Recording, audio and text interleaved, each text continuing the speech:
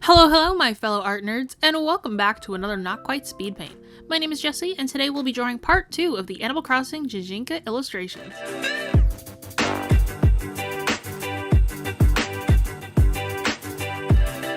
This time around, I'll be drawing everyone's favorite original trio, Isabelle, Nook, and Red. The three of them have a long history together, so I figured I'd give their Gijinka looks a go.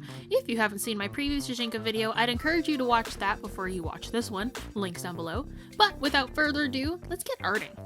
You might notice that the style I'm going for in this piece is a little different than the last Gijinka video I did. If I'm being completely honest, I wasn't completely happy with the way the last piece I did turned out. Once I'd completed it, it honestly felt a bit stiff, like it didn't feel very natural. The poses felt a little bit forced, but hey, you can't always make amazing pieces, and I think it's important to acknowledge that you can do better to improve for next time, because you can't expect yourself to make masterpieces every single time you draw, right?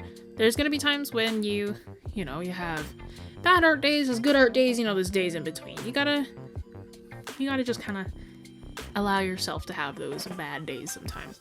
But yeah, I decided to loosen up a bit for this piece and not think so hard about everything this time around, because I find that putting my faith in my wrist and my subconscious brain make my pieces look so much better. Hence why I work better in the dead of night. But I think that's just me convincing myself that my night owl tendencies are okay.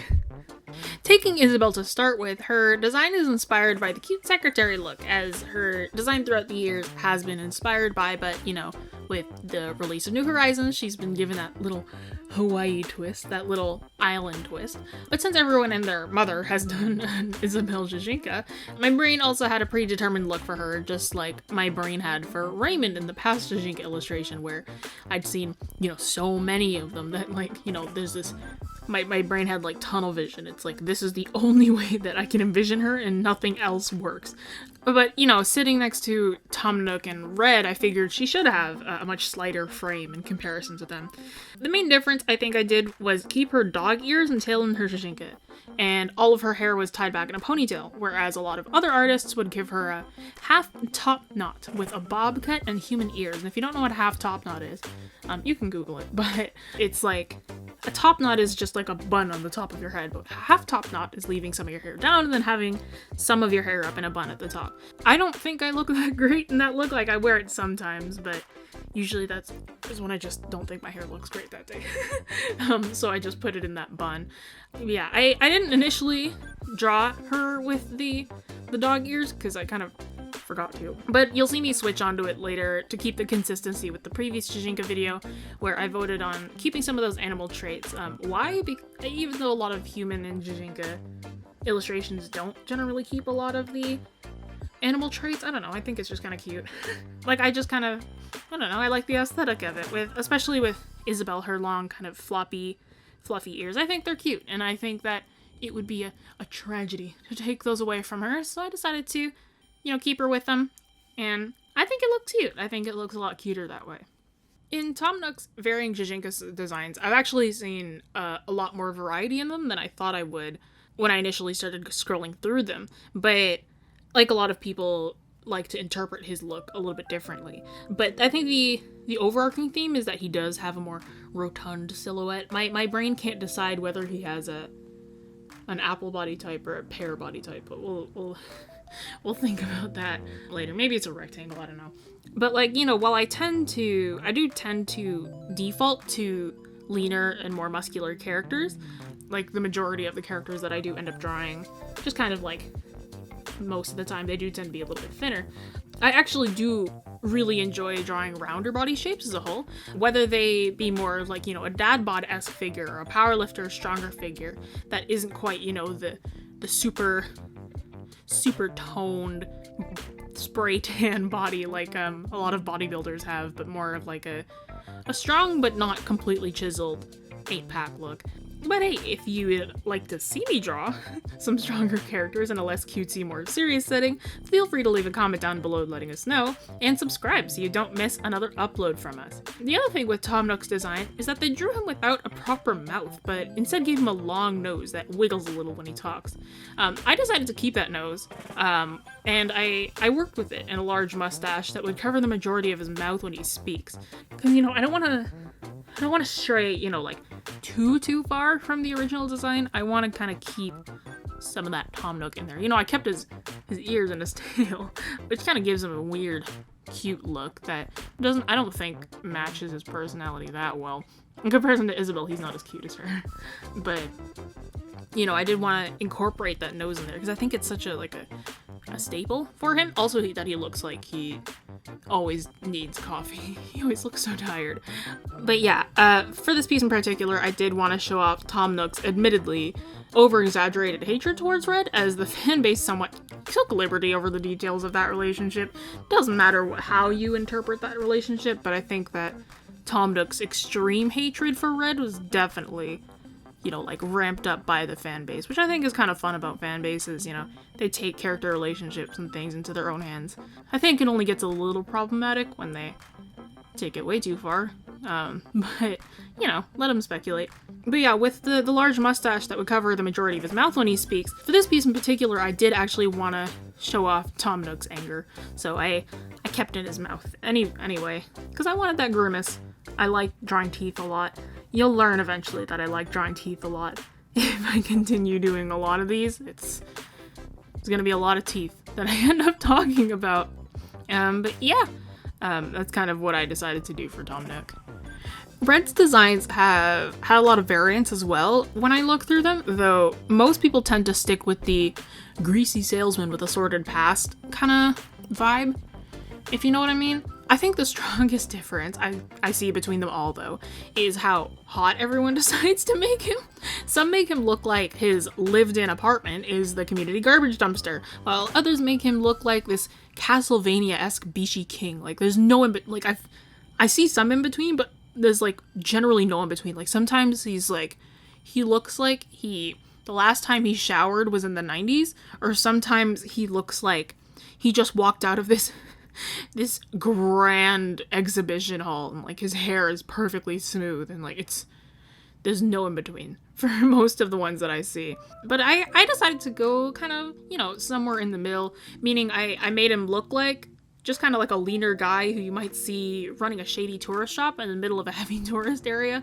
You know, when you walk down to Niagara Falls, you kind of see a lot of those shops on the sides, the touristy areas.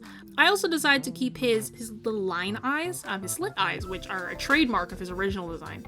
Well, that's just the fox, because, you know, I figured if I gave him regular eyes, the entire design would feel off to me.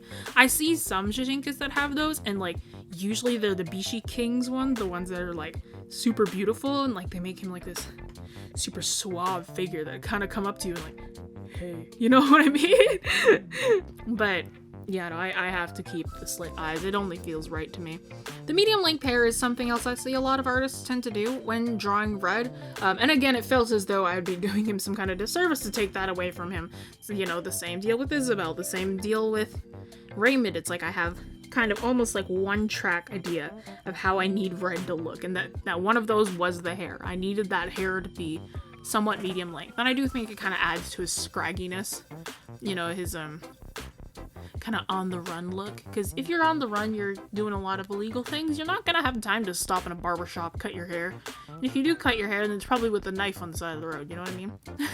But with that, we have Red's look that I decided upon. You may also notice that the line work for this piece seems to be a little less crisp than the last piece, meaning that, you know, it doesn't quite have that same completely smooth look. And that's because I'm using a different brush. For the vast majority of my pieces, I line with the default hard round because it gives this super clean look that I adore most of the time. Like, you see a lot of my pieces you'll see a lot of things lined with the hard round brush, and it's just always the hard round. Very, very, not quite as often I use something else. I just really like the nice kind of super clean look that it gives. But this time around, I wanted to have a bit of a different texture. Default brushes are always okay to stick with. I've never had a trouble with them. Since I've been using a ton of them for Lord knows how long. But I also encourage you to try working with other brushes that you can find online and make yourself. Usually a lot of programs have some kind of function to make your own brushes. I know that Photoshop can do it, I know that Medibang can do it, I know that Clip can do it. I'm fairly certain that Procreate probably can. You should be able to have some kind of function. If you don't know what it is, you can Google it. I think the only two that I know how to do it in are Medibang and Photoshop. But it probably won't be that tricky to figure it out. It's usually not that hard to make your own brushes. You know what? They're great for stamps as well. So feel free to find your own brushes. Make them. It's fun. You may find that you actually like working with something different than the default. But also keep in mind that just because you have a better brush set, it doesn't automatically make you better at art. While you have a lot more tools at your disposal, if you don't know how to use them, they're useless. Like I see a lot of people comment on artist pieces. They're like, oh, what's your brush set? What brushes do you use? What brush settings do you use, right? And I when I was younger, I was kind of like that too. And I think that it's good to want to try new brushes and whatever, but don't expect to be automatically better just because you have a better brush set. Brushes don't make the artist makes the brush, right? You work with what you got first, and then you move on to something better, right? Speaking from experience, I work with a Cintiq 13 HD. Right now I have a Cintiq, but my original tablet, I don't even know what the brand was. My dad gave it to me, and it was about as large as both of my hands put together. If I held my hands out flat and kind of put the pinkies together, that's how large that tablet was, right? It was not that big. There's no pen pressure on it. Barely connected to my laptop. It's older than me. My dad said that he used it when he was in college, and that was a long time ago. But that was my very first tablet, and I worked with it for a while. And then over time I got used to it, and I built it up to the bigger things, right? Like if I started out with a Cintiq, but then it turned out that I didn't like digital art, then what would I do, right? It's better to start off with, your defaults and your cheaper supplies and whatever. And then once you're certain that you really like what you're doing, that's when you start to evolve with it. But you should depend on your own personal skills first and your resources second. It's the same with every kind of medium. It's the same with digital as it is for traditional, if you're just getting into painting, for instance, you don't want to start off with these perfect Winsor & Newtons to begin with, right? Especially if you find out that you don't like painting, right? Say if you buy this watercolor set. If you buy a Winsor & Newton watercolor set, mine I believe is like $40, and that's one of the smallest ones, right? That's not cheap. That's not cheap for a watercolor set. And then you buy that, and then you realize that you don't like it, and you're like, oh, well, now I've just wasted $40, right?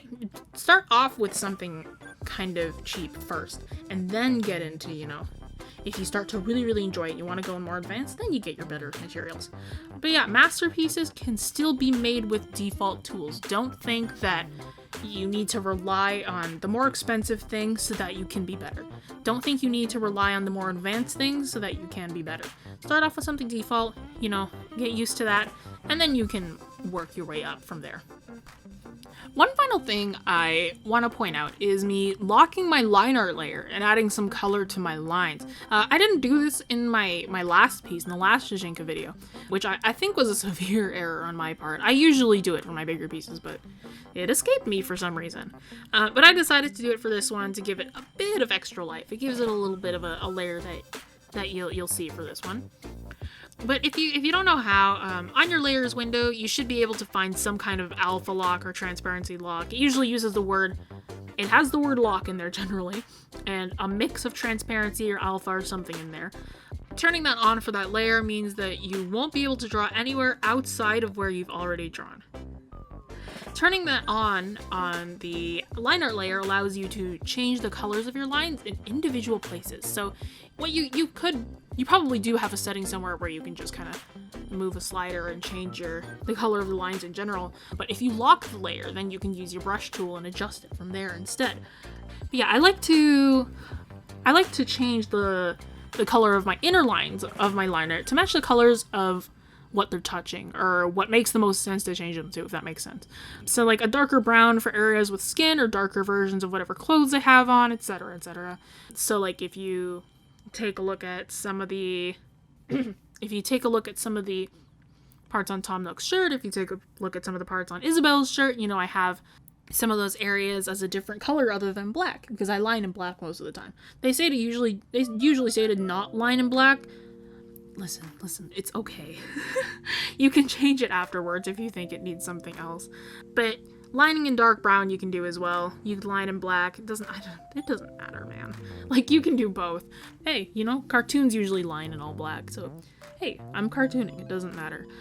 But yeah, I also like to add some lightness on the lines that hit where the light source is coming from. So for this piece in particular, I have my lighting coming from above, so lightening up the outermost lines in that general area, it usually feels right. So you kind of see I have some hitting on the top of Isabelle's head and hitting on the top of Tom Nook's head, some of Red's hair as well on his ears. You know, I have light coming down from all of those little points, and it kind of shows that, you know, there's a little bit of harsh rim lighting going on around there. It looks a lot nicer. I think it makes it look a little bit cleaner. And with that is my second GIJINKA piece complete. I said I had fun with the last one, but I think that I had way more fun doing this one. Compared to the last one, I way prefer the diversity in each character here. You know, there's different body types, there's different expressions, so they feel more distinguished from one another. If you like what you saw, make sure to leave a like on this video, comment down below and tell me what you'd like to see me draw next, and hit subscribe so that you never miss an upload. And hey, we art nerds gotta stick together, so join our little communities on Instagram, Facebook, and Discord, links down below. With that said, thanks for watching, and I will see you next time. Bye-bye!